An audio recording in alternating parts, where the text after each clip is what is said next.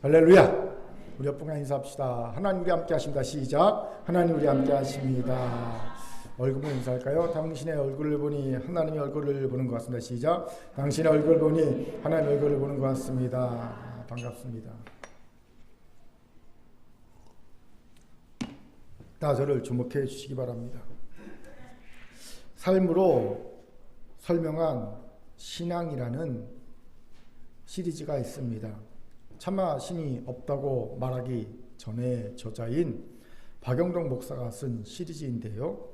그는 이 시리즈에서 연약하고 흠 많은 성경에 27명의 인물들이 그 삶에서 승리한 이유 하나씩을 소개하고 있어요.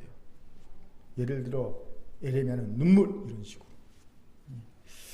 몇 달 전에 이 시리즈의 세 번째 책인 마지막 이야기 이기는 인생이 나왔더라고요. 이 시리즈를 보면서 문득 이런 생각이 들었습니다.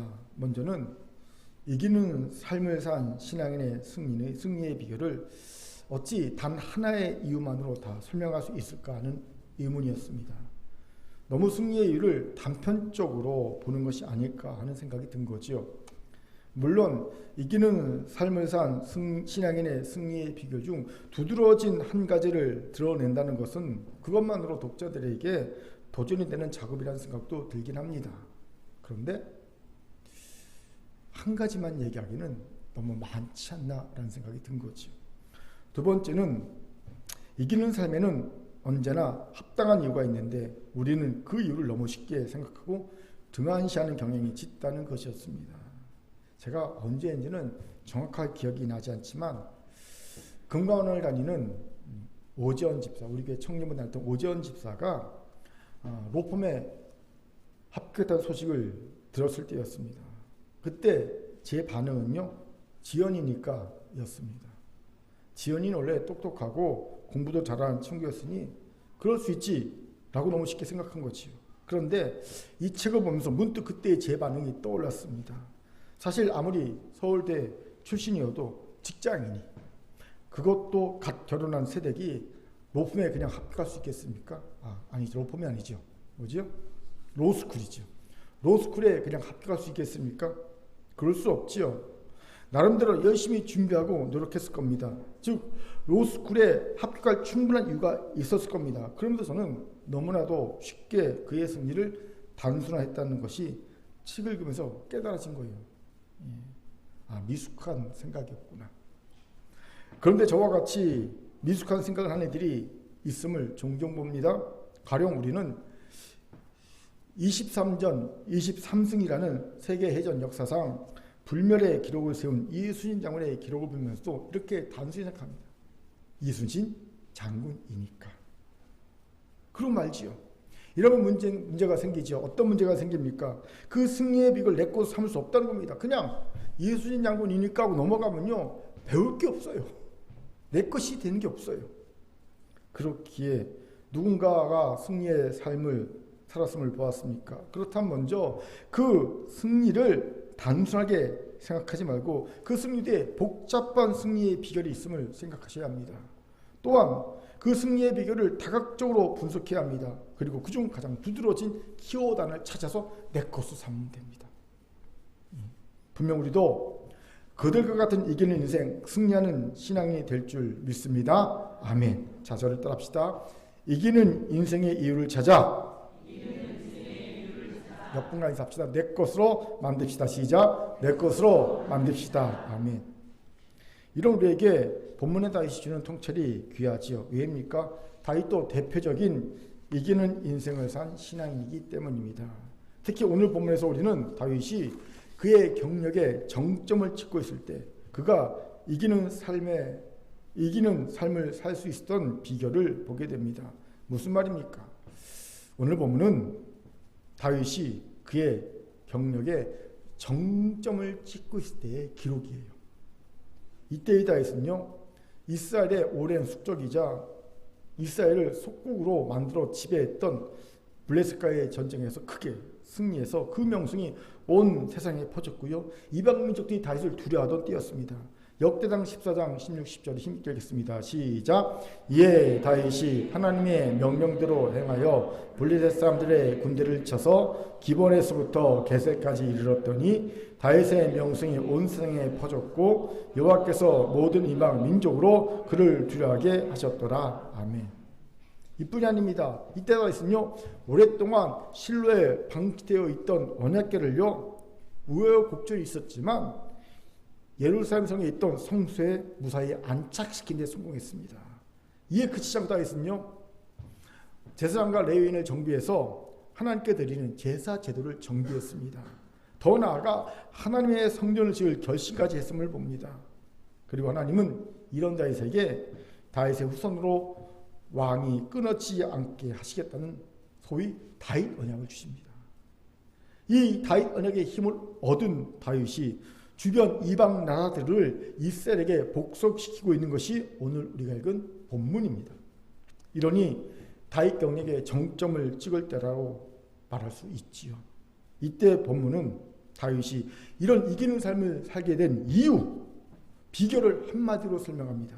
13절에 힘있게 읽겠습니다. 시작. 다윗이 에돔에 수비대를 두매 에돔 사람이 다 다윗의 종이 되니라. 다윗이 어디로 가든지 여호와께서 이기게 하셨더라. 아멘. 다윗이 어디로 가든지 여호와께서 이기게 하셨더라.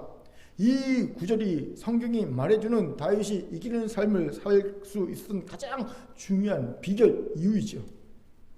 이것을 강조하기에 본문이 이 구절을 6절과 13절에 두 번 반복하고 있음을 보지요. 그렇습니다. 다윗이 놀랄 만큼 대단한 이기는 삶을 산 이유는 단 한마디로 정리하면 다윗이 하나님께서 이기게 하시는 삶을 살았다 이겁니다. 하나님께서 다윗을 이기게 하셨다 이겁니다. 그런데 왠지 이 이유가 다윗이 이기는 삶을 산 이유를 너무 단순화시키고 있다는 생각이 문득 들었어요. 마치 이순신 장군이니까 이런 느낌이 든 거예요. 왜 이런 말 합니까? 사실 모든 신앙인의 이기는 삶의 이유는 결국 다 하나님께서 이기게 하셨기 때문입니다.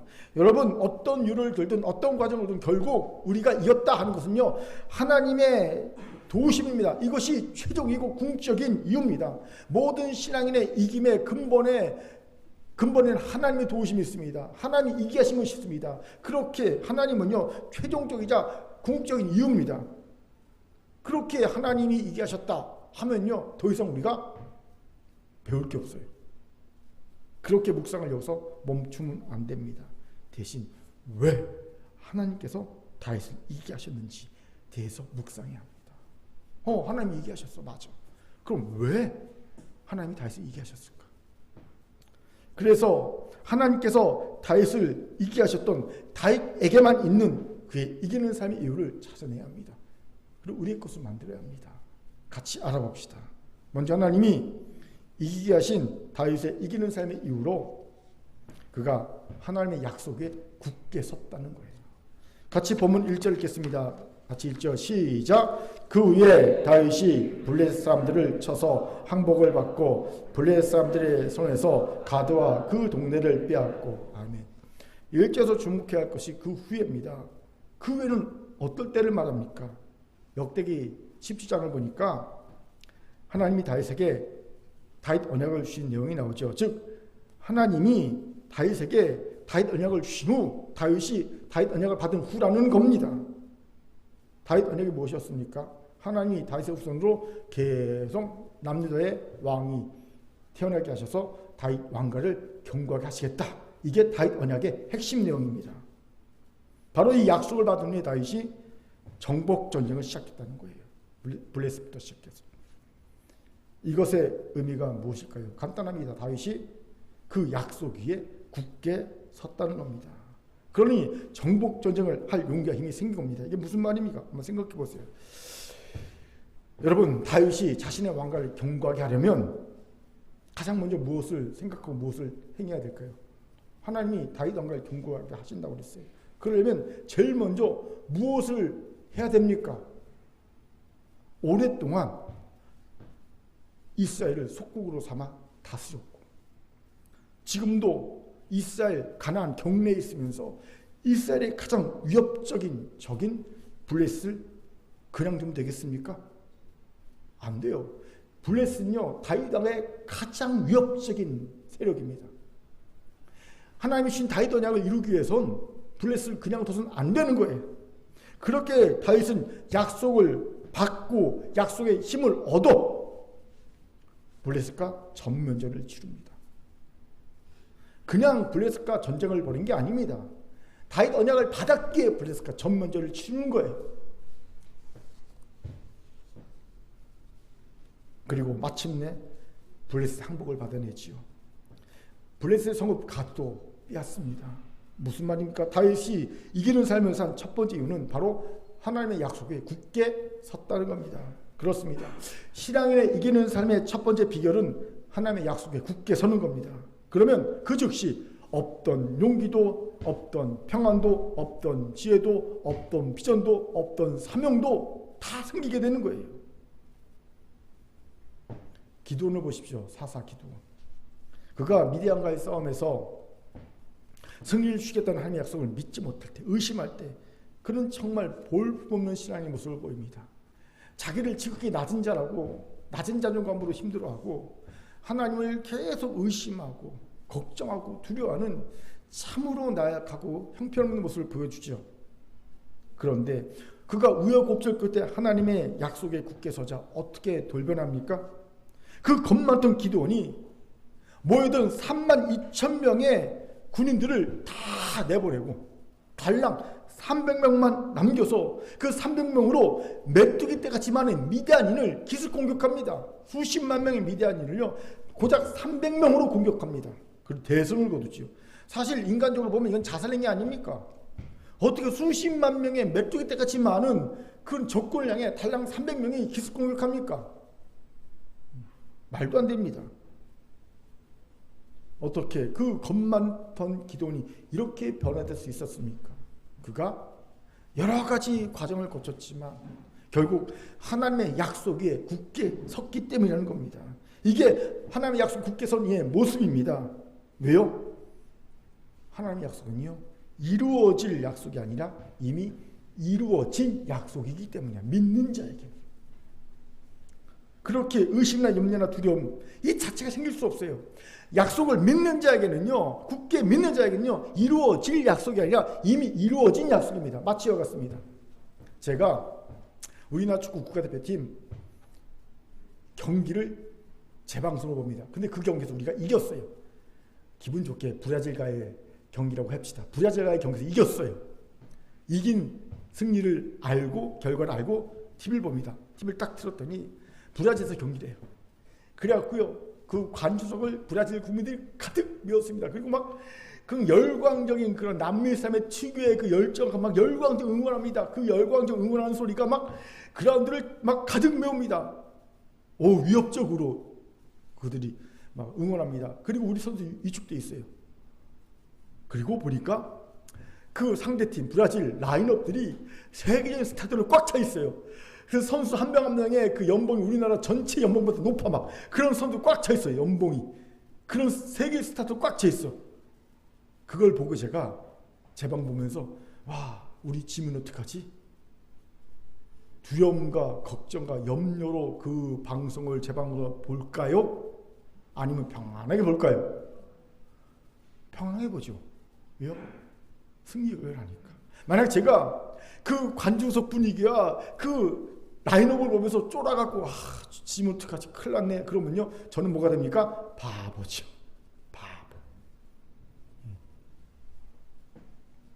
이처럼 하나님의 말씀은 이루어질 약속이 아니라 이루어진 약속입니다. 그렇기에 이걸 굳게 믿는 자는요 상황이 어떻게 변하든 상관하지 않아요. 편안합니다. 상대전이 얼마나 날뛰든 상관없어요. 얼마나 대단한 적군이 있어든 상관이 없습니다. 평안합니다. 하나님의 약속은요 이루어질 약속이 아니라 이루어진 약속이기 때문입니다. 같이 이사야 말씀 세 군데를 차례차례 읽어봅시다. 같이 읽겠습니다. 시작. 만군의 여호와께서 맹세하여 이르시되 내가 생각한 것이 반드시 되며 내가 경영한 것을 반드시 이루리라. 시작. 내가 동쪽에서 사나운 날짐승을 부르며 먼 나라에서 나의 뜻을 이룰 사람을 부를 것이라. 내가 말하였은즉 반드시 이룰 것이요 계획하였은즉 반드시 시행하리라. 마지막 읽겠습니다. 시작. 내 입에서 나가는 말도 이와 같이 헛되이 내게로 돌아오지 아니하고 나의 기뻐한 뜻을 이루며 내가 보낸 일에 형통하리라. 여러분, 하나님이 말씀하시는 반드시 이루어집니다. 하나님의 경영은 반드시 성취됩니다. 하나님이 약속하셨습니까? 반드시 그걸 이루고 돌아가십니다. 헛되이 하나님께 돌아가지 않습니다.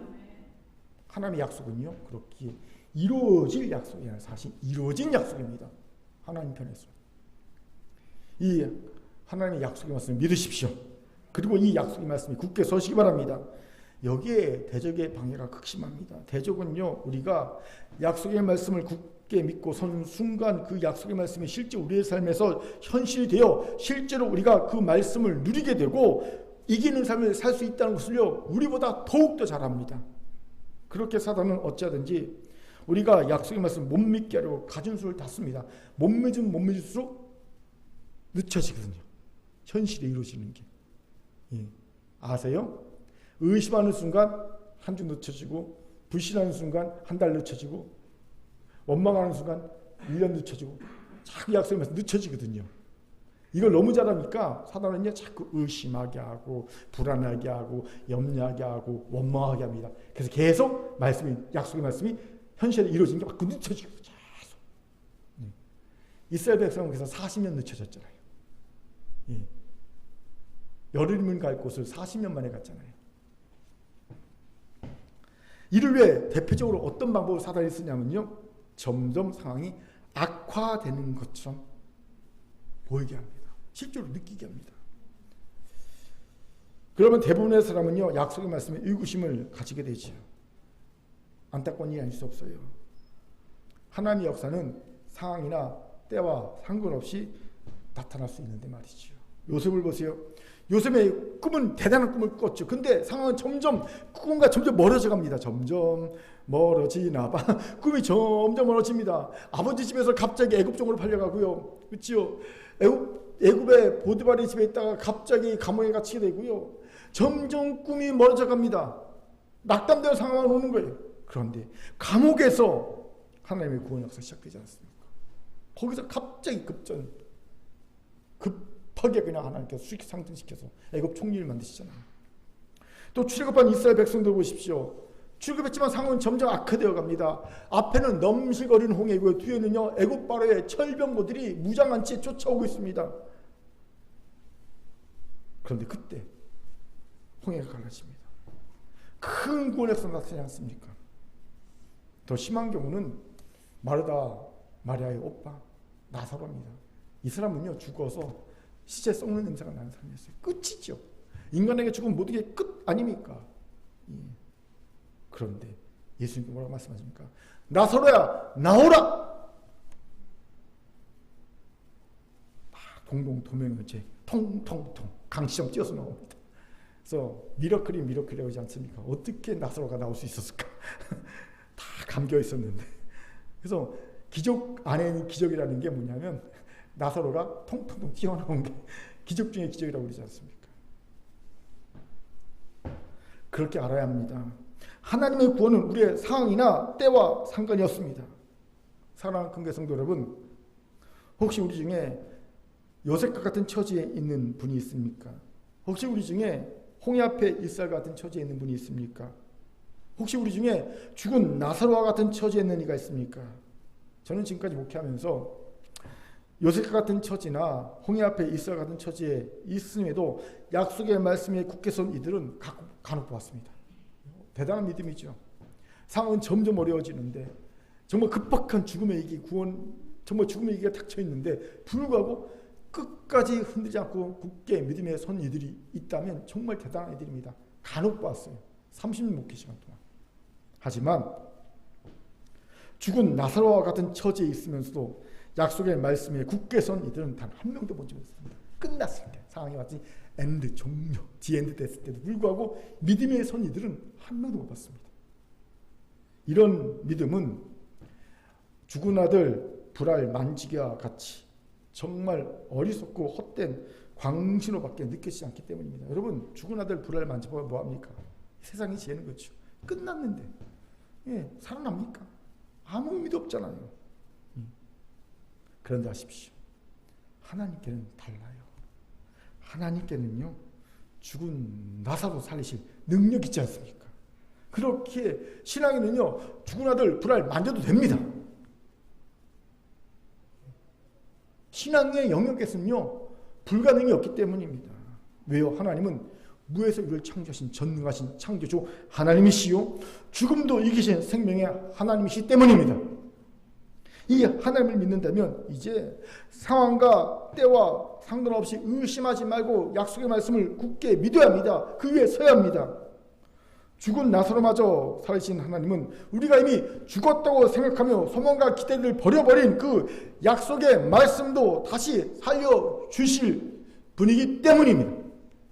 그렇게 이제 여러분 안에, 여러분이 생각하기에 상황도 변했고 때도 지났고 이미 다 끝났어, 이루어지지 않은 약속의 말씀이 있습니까? 그것을 그냥 죽어버린 약속, 공수표의 약속으로 여러분 가운데 남겨두지 마시기 바랍니다. 하나님은 그것마저 다시 살려서 자신이 전능한 하나님을 보여줄 수 있는 진짜 살아계신 창조주 하나님이시기 때문입니다. 제게도요, 돌아보니까 있더라고요. 죽은 약속의 말씀, 공수표가 된 말씀. 하나님이 말씀하십니다. 내가 살려줄 수 있어. 다시 붙잡습니다. 사실은 솔직히 말하면 놔본 적이 없어요. 사실은 붙잡고 있습니다. 오늘 이 믿음에 굳게 섭시다. 우리도 다윗처럼 이기는 삶을 살게 되줄 믿습니다. 아멘. 설교를 하면서 여러분에게 있다라는 걸 확실히 알겠어요. 본인들이 이건 아니야 라고 접었던 그런 약속의 말씀이 있다는 걸 하나님이 말씀하시는, 그거 오늘 살아날 줄 믿습니다. 주장하는 자에게. 자, 저를 따라합시다. 하나님의 약속 위에 굳게 섭시다. 하나님의 약속 위에 굳게 섭시다. 죽었던 약속을 살리실, 옆분을 보면서 전능하신 하나님을 믿습니다. 시작. 전능하신 하나님을 믿습니다. 두 번째로 다윗은 하나님께 한 약속을 지키기 위해 최선을 다했다는 거예요. 우리 8절과 11절을 또 하겠습니다. 같이 읽죠. 시작. 또 하닷 에스의 성읍 디브앗과 군에서 심이 많은 놋을 빼앗았더니 솔로몬이 그것으로 놋대와 기둥과 놋그릇들을 만들었더라. 다윗 왕이 그것도 여호와께 드리되 에돔과 모압과 암몬 자손과 블레셋 사람들과 아말렉 등 모든 이방 민족에게서 빼앗아온 은금과 함께하여 드리니라. 아멘. 벌써 흥미롭게도 다윗은 목숨을 건 전쟁에서 승리에 얻은 탈취물들을요, 다 하나님의 성전을 짓는데 거룩한 제물로 드립니다. 11절에 드리니라로 번역한 히브리어의 뜻은요, 거룩하게 하다는 뜻입니다. 즉 성전을 건축하는 데 쓰이는 기금, 자재로 다 거룩하게 바쳤다는 겁니다. 그리고 이것이 본문의 저자가 다윗의 이기는 삶의 이유로 강조하고 있는 핵심임을 봅니다. 어떻게 이런 말을 합니까? 그 증거가 같은 내용을 기록하고 있는 것이 사무엘하 8장에 있거든요. 다윗의 전승 기록을, 승전 기록을 똑같이 기록하는 게 사무엘하 8장에 있는데 사무엘하 8장에는요, 요 기록이 빠져 있어요. 다윗이 전리품을 하나님의 성전을 위해 바쳤다는 기록은 오직 역대기 저자만 기록하고 있는 겁니다. 왜요? 역대기 저자만 그거에 관심 있게 보인 거예요. 사실 역대기 저자가 오늘 다윗의 전승 기록을, 승전 기록을 기록하고 있는 가장 주된 이유는요, 요것 때문입니다. 다윗이 어디를 가든지 승리했다는 것, 그것에 관심이 있는 게 아니라 사실은 다윗이 승리의 전리품을 성전 건축에 드렸다는 것에 역대기 저자의 관심이 있어요. 그렇게 독일어 성서 주석 성경도 이 본문의 제목을요, 다윗이 어디를 가든 이기게 하셨다 이렇게 달지 않고요, 뭐라고 달았냐면요, 다윗이 전리품을 성전 건축에 쓰게 지정해 두다라고 달고 있습니다. 정확한 분석인 거거든요. 사무엘하 8장하고 역대기의 오늘 본문은요, 완전히 관점이 다른 거거든요. 사무엘하 8장은요, 다윗이 어딜 가든지 하나님께 승리하셨다, 요게 핵심입니다. 그걸 주장하고 있는 거고요, 오늘 본문은 그게 아니에요. 다윗이 전리품을, 승리의 전리품을 하나님의 성전 건축에 바쳤다. 여기에 관심이 있는 거거든요. 중요한 질문이 생기지요. 다윗이 왜 이렇게 하고 있는 것일까요? 간단합니다. 그는 하나님께 성전을 건축해 드리겠다고 약속했기 때문입니다. 물론 하나님은 다윗의 손에 피가 많이 묻혀졌기 때문에 너는 안 되고 내 아들 솔로몬이 성전을 건축할 거야 말씀하셨습니다. 하지만 다윗은요, 그럼에도 불구하고 자기가 할 수 있는 범위 내에서 하나님의 말씀을 위반하지 않는 자기가 할 수 있는 범위 내에서 어떻게 하든지 하나님의 성전을 건축하기도 결단합니다. 약속합니다. 그리고 약속을 성실히 이행합니다. 실제로 다윗은요, 솔로몬 성전의 성전 설계도 하나님께 기도도 받아서 자기가 그려서 아들에게 줍니다. 설계도도 다윗이 만들어 준 거예요. 그리고 성전의 건축에 필요한 모든 재물, 그리고 모든 그 재료 다 준비해 둡니다. 심지어 성전 건축에 필요한 일꾼들과 기술자까지도 다시 다 마련해 둡니다.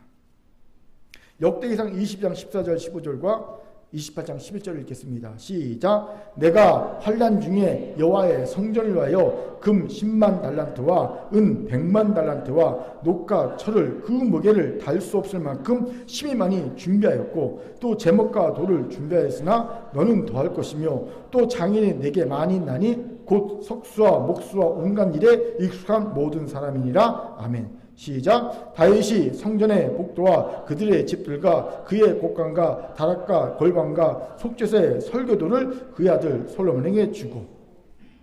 이것에 주목해 봅시다. 이것이 다윗이 이기는 삶에 산 가장 중요한 이유입니다. 그는 하나님께 한 약속을 지키기 위해 최선을 다했다는 거예요. 여기에 우리가 다윗처럼 이기는 삶을 살지 못하는 이유를 보게 되지요. 우리는 하나님께 한 약속에 신실하지 못하기 때문입니다. 올 한 해를 한번 돌아봅시다. 우리가 얼마나 하나님께 한 약속을 멋대로 어겼습니까? 올해를 시작하면서 했던 많은 약속들 얼마나 쉽게 어겼습니까? 예배 잘 드릴게요. 기도생활 열심히 할게요. 헌신봉사 할게요. 사랑하고 섬길게요. 충성스럽게 할게요. 내 일에 열심을 다할게요. 사랑하고 섬기고 많은 약속들 얼마나 많이 순간순간 어겼습니까? 하나님은 이런 이들을 죄 없다 하지 않으십니다. 호세아 11장 2절에서 하나님은 북이스라엘 남자를 책망하시죠. 제가 읽겠습니다. 에브라임은 거짓으로 이스라엘 족속은 속임수로 나를 에워쌌으나 유다는 여전히 하나님과 거룩하고 신지한 자들에 대해 정함이 없도다. 보세요. 북이스라엘이나 남유다나 하나님께 신실하지 못했습니다. 그들은 하나님을 거짓으로 속였습니다. 이 말은 다른 말이 아닙니다. 하나님을 거짓으로 어떻게 속입니까? 하나님은 속임 당하지 않습니다. 그런데 하나님을 어떻게 거짓으로 속입니까? 이거는요, 이런 뜻입니다. 약속해놓고 행하지 않았다. 이게 하나님을 속인 거라는 거예요. 예. 약속해놓고 하나님 이렇게 할게요 해놓고 지키지 않았다는 겁니다. 이걸 하나님이 속였다고 말씀하십니다. 그렇게 북이스라엘과 남유다는 하나님께 책망을 받습니다. 여러분, 하나님께 약속해놓고 그 약속을 지키지 않거나 더디 지키는 자는요, 사실 그 인생이 순탄하지 않습니다. 대표적인 예가 바로 야곱이지요. 야곱이 형 에서의 그 살해 위협을 피해 바다만으로 도망갈 때 베델에서 하룻밤을 노숙하지요. 그때 돌백을 베고 자다가 하나님을 취업합니다. 천사가 사닥다리로 오락내락 하는 걸 보게 되지요. 야, 이것이 하나님의 전이구나. 놀라면서 그가 하나님께 세 가지 선언합니다. 하나님, 만약 하나님께서 안전하게 다시 집으로 나를 돌아오게 하시면 첫째, 하나님은 나의 하나님이 되실 것이고, 둘째, 내가 나의 재물의 11조를 하나님께 바칠 것이며, 셋째, 하나님, 내가 세운 이 돌이 하나님의 성전이 될 겁니다. 성전을 건축하겠다고 하나님께 선언합니다. 그리고 세월이 흘러 20년이 흘러 야곱이 안전하게 고향으로 돌아오죠. 그런데 야곱은 약속을 까맣게 있습니다. 화장실 가기 전 후가 다른 거죠. 우리와 같다. 까맣게 있죠. 언제까지 잊어버립니까? 아주 오랫동안 자기 삶에 가장 최악의 위협이 닥칠 때까지 잊어버립니다. 그리고 드디어 인생 최악의 위기가 닥칩니다. 딸 지나가 세겜성으로 놀러 갔다가 세겜성 성적에 성추행을 당하고요. 이에 분노한 야곱의 아들들이 세겜성 사람들 다 속이고 이 세겜성의 남자들을 학살해버리죠. 그리고 세겜성을 불태우고 여자와 재물과 동물 약탈하는 만행을 저지릅니다. 끔찍한 일을 벌이죠. 이것에 공분한 가나안 민족이요, 야곱의 가족을요 공적으로 여깁니다. 즉 야곱은 이제 가나안 민족에게 눈에 띄기만 하면 죽임을 당할 위기인 거예요. 가나안 땅에 있을 곳이 없는 거예요. 어디든지 가는 곳마다 야곱은요, 이제 야곱 가족은요, 걸리면 죽는 거예요. 걸리면.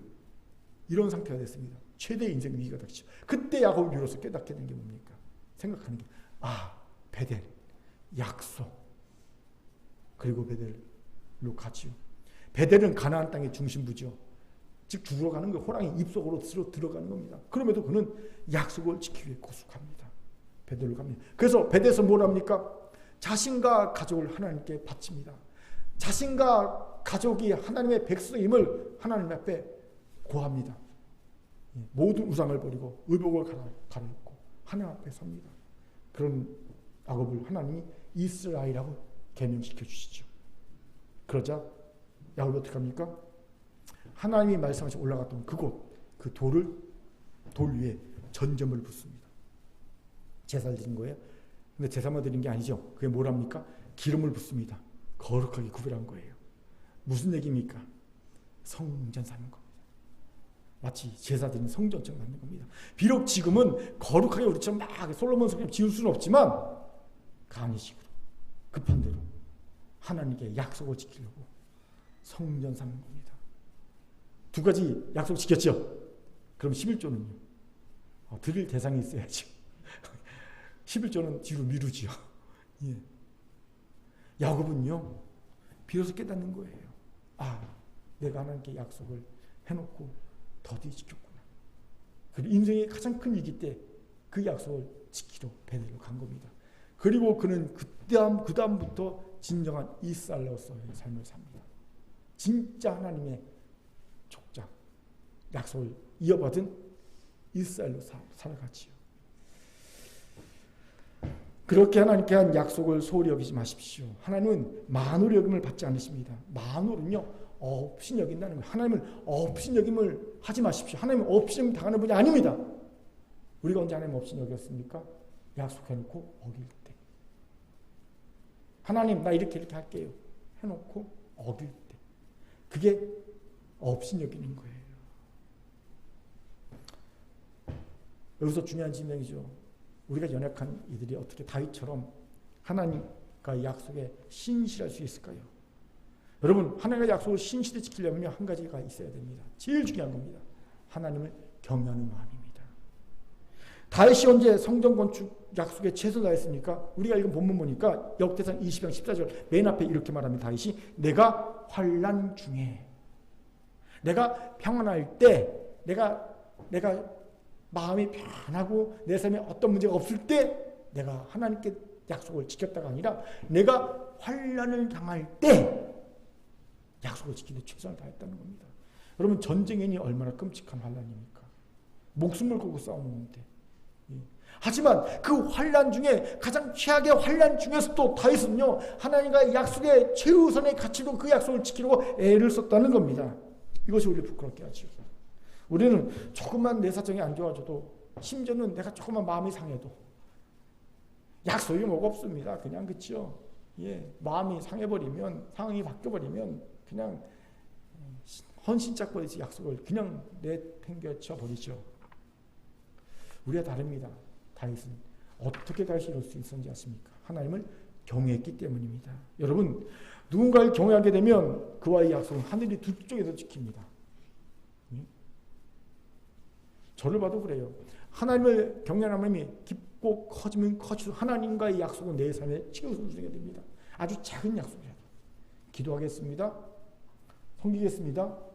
아주 작은 약속이라도 최우선순위의 가치가 됩니다. 그런데 저도요, 하나님의 경외의 마음이 옅어지면요, 자꾸 하나님의 약속보다 앞서는 것도 자꾸 나와요. 내 상황, 내 감정, 이런 거 자꾸 앞에 나와. 자꾸 앞에 나와. 하나님의 약속 자꾸 뒤로 밀어지는 거예요. 목사님 저도 그래요. 그렇게 여러분, 누군가가 하나님을 경외한 자인가 아닌가는 어떻게 하는 줄 아십니까? 너무 쉬워요. 그가 하나님의 약속을 신실히 지키는가, 환난 중에 지키는가. 이거 보면 압니다. 아무리 말을 번지르게 해도요, 약속을 안 지키는 자는요, 하나님과 약속을 안 지키는 자는요, 하나님 경외한 자가 아닙니다. 이거로 쉽게 판단할 수 있습니다. 이제 묻겠습니다. 여러분은 하나님의 약속에 신실하십니까? 그렇다면 여러분은 하나님을 경외한 자인 줄 아시기 바랍니다. 우리 모두 이런 이가 되어 다윗처럼 이기는 삶을 살 수 있기를 주의 이름으로 축원합니다. 아멘. 자, 저를 따라합시다. 하나님을 경외함으로 옆분하고 인사합시다. 하나님의 약속에 신실합시다. 시작. 하나님의 약속에 신실합시다. 아멘. 세 번째로 보게 되는 것은요, 다윗이 자신과 공동체의 역량을 강화하고 극대화시켰다는 거예요. 무슨 말입니까? 다윗의 성전 기록을 봅시다. 다윗이 블레셋에게 항복을 받고 모압을 종으로 삼아 종국을 바치게 했으며 북쪽에 서방 하닷 에셀과 유브라데 강가에 권리를 놓고 일절을 벌여 대승을 거두지요. 그 싸움의 결과 하닷 에셀발이 아닌 하닷 에셀을 도왔던 아람까지도 다윗에게 대패해서 그의 종이 됩니다. 아람까지도 다윗에게 조공을 바치게 했어요. 이어서 다윗은요, 남쪽에 아말렉과 암몬과 에돔을 쳐서 그의 종으로 만들었습니다. 이런 승전 기록이 오늘 본문에 보이지요. 그런데 이 기록들을 자세히 살펴보면 다윗과 이스라엘의 역량이 강화되고 극대화되어 가고 있음을 알게 됩니다. 어떻게 해요? 먼저 다윗은 블레셋과의 전쟁에서는요, 처음에는 항복을 받아내긴 했지만 종으로 삼지 못해서 처음에는요. 그런데 뒤에 전쟁을 보면요, 항복만이 아닌 종으로 삼아서 조공을 바치게 했음을 봅니다. 처음에는 그냥 전투에서 이겼는데 나중에는 전쟁에서 이겨서 조공을 바치고 종이 되게 합니다. 다윗과 이스라엘 역량이 강화된 거죠. 그뿐 아닙니다. 다윗의 전쟁을 보면 블레셋은요, 이스라엘 경내에 있는 거잖아요. 그렇죠? 이스라엘 땅에 있는 거잖아요. 그러니까 경내에 있는 적인 블레셋에서부터 시작했어요. 거기부터 정리하고 난 다음에 그 다음에 이스라엘 동쪽 경계인 모압, 북쪽 경계인 하닷에셀, 북서쪽 경계인 아람, 남쪽 경계인 아말렉과 남동쪽 경계인 에돔에 이르기까지 점차 그 전선이 동서남북으로 확대되는 거 봅니다. 그렇게 다시 어디로 가든지, 이건요, 다시 동서남북 어디로 가든지 하나님 이기게 하셨다, 그 말이에요. 다윗과 이스라엘의 역량이 강화되고 극대화되고 있다는 거예요. 오늘 다윗의 승전 기록을 보면 그 결과가 6절과 13절의 기록입니다. 다윗이 어디로 가든 여호와께서 이기게 하시리라는 이기는 삶이 나타나고 있다는 거죠. 이것이 우리에게 도전이 됩니다. 우리는 너무 단순하게 다윗의 이기는 삶의 비결을 그냥 하나님이 이기게 하셨으니까 라고 생각합니다. 물론 맞습니다. 100% 하나님이 하신 겁니다. 하지만 하나님은요, 그냥 아무나에게 이 삶의 은혜를 주지 않습니다. 누구에게요? 다윗처럼 이기는 삶을 위한 역량을 강화하고 극대화시킨 자에게 이 은혜를 주신 거예요. 그렇게 착각하지 마십시오. 그런데 많이들이 착각합니다. 그냥 아무것도 하지 않고 하나님이 이기게 하시는 삶을 구합니다. 갈망합니다. 이기고 싶어요. 이기고 싶습니까? 그럼요. 역량을 강화해야죠. 극대화해야죠. 예를 들어 서울대 가고 싶습니까? 그럼 공부를 열심히 해야죠. 그렇죠? 안 하면서 하나님 번호를 알려주옵소서 14321 뭐 이러면 됩니까? 안 돼요. 예. 하나님이 다윗과 함께 하셔서 다윗의 역량을 보시고 그 강화된 역량, 극대화된 역량을 보시고 이기게 하실 수 있는 그 이유가 됐듯이 그런 이유를 만들어 드려야 합니다. 하나님이 나를 이기게 하실 만한 이유를 만들어 드려야 돼요. 많은 사람들 중에, 수많은 성도 중에, 수많은 교회들 중에 왜 하필 나일까? 왜 하필 우리 공동체일까? 왜 하나님 그런 이유를 이기게 하시는 삶의 은혜를 주실까? 그 이유를 만들어 드릴 수 있어야 합니다. 이건 세상의 지혜도 이래요. 미국 메이저리그를 보십시오. 미국 메이저리그는 정규리그나 포스트시즌만큼이나 스토브리그도 재미있습니다. 흥미롭습니다. 이때부터 돈 경쟁이 시작되죠. 각 구단이 내년 시즌 우승을 위해 팀의 전력을 강화하고 극대화하기 위해 좋은 선수들 적극적 영입행위에 막 돈을 막 풉니다. 막 그냥 부자 구단들은 막 돈을 풀죠. 그 결과 올해 스토브리그 최대 승자가 누굽니까? 10년 7억 달러의 초대형 계약을 맺고 LA 다저스로 이적한 오타니 쇼헤이 아닙니까? 해마다 계산해 보니까 약 923억 원을 10년간 받는 거더라고요. 해마다 913억 원을 야구 잘해 갖고요 10년간 받습니다. 어마어마하지요. 왜 이런 초대형 계약을 LA 다저스가 오타니 쇼헤이가 맺었습니까? 팀 전력을 보강해서 극대화시키지 않고는 우승할 수 없기 때문입니다. 여러분 세상도 아는 지혜예요. 내가 이기고 싶은가? 그럼요. 전력을 강화하고 보강하고 극대화시켜야 되는 겁니다. 그를 위해 돈 있으면 돈을 투자하고 돈이 필요합니다. 선수를 영입하고 뭔가 해야 되는 거예요. 세상에 아는 지혜입니다. 그렇게 우리도 하나님이 이기게 하시는 삶을 누리고 싶다면 이 지혜를 배척하면 안 됩니다. 하나님께서 우리에게 그 이기한 삶을 줄 만한 이유를 만들어 드려야죠. 얼마나 많은 성도가 있고 얼마나 많은 교회가 있는데 왜 하필 나와 하필 우리 큰 교회야 됩니까? 이유를 만들어 드려야죠. 여기서 중요한 질문이 생기죠. 그럼 우리는 어떻게 나와 공동체의 역량을 강화하고 극대화할 수 있을까요? 이에 대해 제가 고민하다가 서두에 이야기한 이순신 장군의 승리의 비결을 통째로 얻었어요. 예전에 제가 이순신 장군의 전무후무한 승리의 비결을 분석한 책을 읽은 적이 있거든요. 그 책에서는요, 이순신 장군의 승리의 비결을 10가지로 요약했더라고요. 뭐 10가지가 훨씬 넘겠죠. 하지만 10가지로 분석 요약했어요. 그리고 그 10가지 분석 요약한 걸 한 가지 키워드로 정리했더라고요. 뭐였냐면요, 주변의 역량을 극대화시킨 리더십. 본인뿐만 아니라 주변에 있는 모든 사람의 역량을 극대화시킨 리더십이 이순신 장군에 있었다는 겁니다. 간단히 소개합니다. 1원칙, 올바른 가치관과 도덕성을 견지하는 것. 이순신 장군은 청렴의 리더십을 가진 지도자였다. 공과사를 분명히 구분했고 관념보다는 실천하는 자세를 가졌고 청렴하고 도덕적 용기를 가졌으며 민본 수상을 바탕으로 중요, 정직, 책임, 유민의 가치관을 견지했다. 2원칙, 변화를 주도하고 창의력을 발휘하는 것.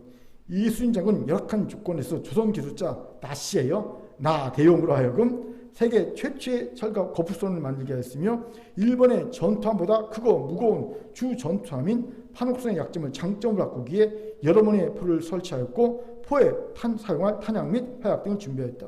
그래서 대포를 쏠 때 생기는 반동을 이길 수 없는 일본의 작고 가벼운 새끼 분해를 원거리에서 능히 격침시킬 수 있었다. 뭐냐면요, 우리의 판옥선은요 두껍고 무거워요. 그래서 움직임이 느려요. 튼튼한데 이 약점이거든요. 일본의 새끼 분해는요 가벼워요. 빨라요. 우리에 비해서 이 약점이 있었군요. 근데 강점을 바꿨어요. 어떻게? 무겁고 크니까 대포를 여러 번 장착한 거예요. 새끼 분해는 대포 못 쏩니다. 빵 쏘면 어떡합니까? 그 반동 때문에 걔가 배가 휘청휘청합니다. 그러니까 포를 못 쏘요. 따꽁따꽁 소총만 쏘죠. 새끼 분해는 일본은요. 근데 우리는 포를 쏠 수 있거든요. 그러니까 포를 쫙 배치해 놓고요. 그 포에 맞는 걸 다 개발한 거예요. 그러니까 일본이요. 저기서 한국 그 판옥선이 보여. 소총 쏠고 한참 준비하고 있어. 가까이 가야 되니까. 근데 벌써 한국은요, 조선은요, 포를 쏴요. 뻥뻥 포를 쏴요. 저 매일 원거리에서. 그러니까 박살나는 거예요. 영화 보면 충파 그래갖고요, 백끼리 부딪히잖아요. 그건요, 픽션이고요. 사실 충파는 그게 아니라 포로 쏴서 박살내기 충파거든요. 영화는 그냥 영화적 재미로 이렇게 만든 거고 사실 그게 아니었어요. 아무튼 이렇게 되는 거예요. 창의력 발휘했죠. 약점을 장점으로. 3원칙, 미래를 예측하여 건전하고 적시적절한 결심을 하는 것. 이순신 장군은 상황을 예측할 수 있는 통찰력을 가졌고 필요한 정보를 획득하면 부하들과 논의를 통해 최선의 대안을 선택하는 의사결정 절차를 준수한 지도자였다. 막 일방적으로 말하는 게 아니라 의사결정 절차가 있었어요. 또 그는 전쟁이 일어날 것을 예측하여 전쟁 물자를 준비했고 부하들을 훈련시켰으며 판옥선을 보수했고 죄를 살펴 엄벌함으로 군기를 확립했다. 4원칙, 목표를 제시하고 부하들에게 알려줘 참여시키는 것. 이순신 장군의 목표는 전쟁에 승리하는 것으로 부하들에게 필사즉생, 필생즉사. 살고자 하면 죽을 것이요, 죽고자 하면 살 것이요. 그 다음에 일부당경, 족구천부. 한 사람이 제대로 길목을 지키면 천명도 어찌할 수 없다라고 강조했고요. 생사를 초월하여 분전할 걸 당부하고 부하들에게 참여의식을 시켜서 부족한 전투력을 보완했다. 5원칙, 조직을 활용하고 권한을 부여하여 책임감을 갖도록 하는 것. 이순신 장군은 오관 오포, 전라 자수형 산하에 5관이 있었어요. 5관이 뭐냐면 순천, 나간, 보성, 광양, 공 5관이라고요. 5포가 뭐냐면 사도, 여도, 녹도, 발포, 방탑이 있어요. 기존 행정구역이는 이 행정구역을요 그냥 그대로 이용해서 전투를 편성했어요. 그리고 5관 5포의 수장을 장수로 임명했습니다. 지역의 명예를 고양시켰고요. 기본 조직을 활용해서 전쟁을 수행하게 했어요. 또한 예하 장수들에게 층급 권한관계를 명확히 하고 기각을 확립했으며 유언병 유포자를 과감히 처벌했습니다. 유거측은 열정을 발휘하고 솔선수범하는 것이었습니다. 예수인장은 언행에 일치했고요. 전장에서는 항상 진두지휘했습니다. 누구와 다르게 언행일치. 특검을 안 받는 게 죄인이죠. 그 특검을 거부하는 자가 아니라. 그렇죠? 그는 명량해전에서 진두지휘하다가 안위의 함대가 포위되자 급속히 돌진에 구출했고요. 노량해전에서는요. 진두지휘하다가 적의 총탄에 맞아 장렬히 전사하지 않습니까? 7원칙 정과 신뢰로 부활을 지도하는 것. 이수인 장군은 전사는 반드시 고향으로 보내어 두터운 장사를 지내게 했고요. 그 처자는 구일법으로 챙겼어요. 그리고 부상자 약을 충분히 나누어주어 치료하도록 조치했다고 합니다. 8원칙 자기 자신과 부하의 능력을 개발하고 자신감을 가지는 것. 이수인 장군은 자신과 부하의 정신적 집중을 위해 활쏘기 연습을 했고요. 운주당에서 작전 수행과 관련한 강도 높은 전술 토의로 부하들의 능력을 개발시켜 노력했던 거야. 이 운주당에서요. 부하 참모두가 끊임없는 전술 토의를 했어요. 예. 그 당시 보기 힘든 겁니다. 예. 9원칙 경차와 부하의 복장상에 노력하는 것. 이수인 장군은 작전 수행과 관련한 전술 토의에서 부하들의 말을 경청한 후 자신이 결심한 바를 표명했고요. 부하들의 고통 호소를 끝까지 잘 들어주었습니다. 특히 전쟁 중 한산도에서 무가를 칠 수 있도록 조치했으며 말 타는 대신 말이 없는데 말 타는 게 하면 안 되잖아요. 그러니까 편전을 쏘는 것으로 시험 과목을 조정하여 한꺼번에 100명의 무관 리더들을 배출했어요. 또한 소를 잡아 부하들의 사기를 고양시키고요. 찐쌀을 전투 식량으로 활용하는 등 부하의 복지를 위해 노력했습니다. 전쟁이 어떻게 쌀을 합니까? 그러니까 이 쌀을 미리 쪄놓고 찐쌀을 가지고 보급해서 밥을 쉽게 먹을 수 있도록 했다는 거죠. 10원칙 과업의 실천 여부를 확인하고 감독하는 것. 이수인 장군은 전쟁 전에 전선의 보수, 무기 상태, 인원 점검 및 착관이 죄를 엄히 살펴서 처벌하기 착관이거든요. 적관을 통해 기간을 확립했고요. 지시사항에 대한 결과 보고를 강조했고 치밀한 계획과 정확한 판단을 통해 명확한 임무를 부여했으며 실천 여부를 확인한 지도를 했다. 뭔가 명령했으면 그 명령 것에는 반드시 실천 여부를 확인했다는 겁니다. 어찌 됐나. 정확히 확인했다는 거죠. 개인적으로 이순신 장군의 10가지 주변의 역량을 극대화시키는 리더십을 보면서 저를 많이 돌아보게 됐어요. 저는요 비교할 수 없이 부족하고 투성이더라고요.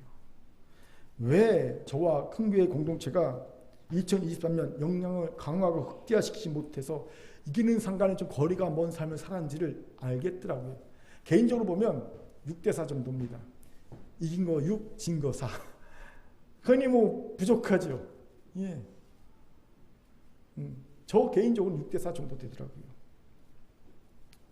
이제 여러분을 돌아보세요. 각 부서를 돌아보시고요. 각 세를 돌아보시고요. 선거를 돌아보시고 여러분의 가정생활, 직장생활, 사회생활 다 돌아보세요. 여러분에게는 무엇이 있고 무엇이 부족합니까? 예. 부족한 걸 채우세요. 그래서 역량을 강하고 극대화하시기 바랍니다. 이는 힘으로 안 되고 능으로 안 됩니다. 오직 여호와의 신으로 됩니다. 기도하세요. 하나님의 지혜와 명철과 힘과 능력을 주실 줄 믿습니다. 아멘. 분명 우리도 다윗처럼 이순신 장군처럼 나와 주변의 역량을 강하고 극대화해서 이기는 삶의 은혜를 하나님이 우리에게 주실 이유를 만들어 드릴 줄 믿습니다. 하나님이 보실 겁니다. 두루 삼칠하시다가 야 쟤는 내가 이기는 삶을 줄 만한 이유가 된다. 이러시고 주실 거 아니겠습니까? 이런 개인과 공동체 되길 바랍니다. 아멘. 자, 저를 따라합시다. 부족한 역량을 강하고 극대합시다.